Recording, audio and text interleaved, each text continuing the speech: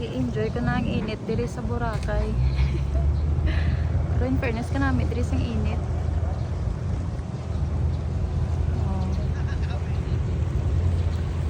Ano siya, tinaw pa ang tubig.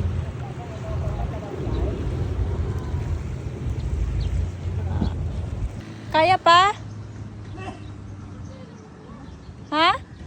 Malapit lang daw kasi kung magsakay pa tayo nakiikot pang e-trike. Galakad kami papunta sa sakayan ng pambot. Ang anak ko gusto na sumakay. Kaso pag sumakay kasi kami iikot pa ang e-trike mas papalayo kami. Oh my God. Mainit. Pag akyat daw dito, tapos pagbaba, ay oo nga, ito na nga. Ayan o. Akyat daw dito, tapos sa baba, sakayan na. Anak, we're here na. Ito siya sa likod.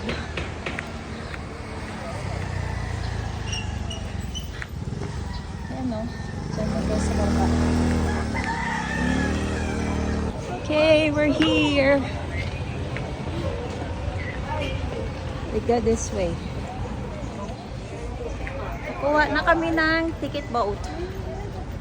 Hiwalay kami ng sakayan ni Papa eh. Isa adult, isa bata. Pila? Ha? 90? Ah, nagtaas na pala ang ticket boat, no?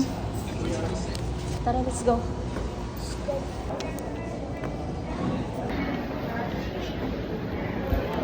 Okay, let's get boat number pala.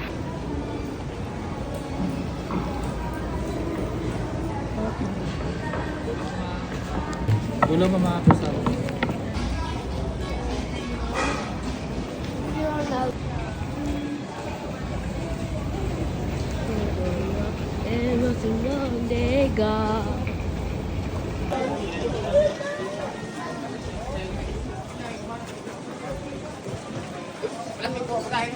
Persada.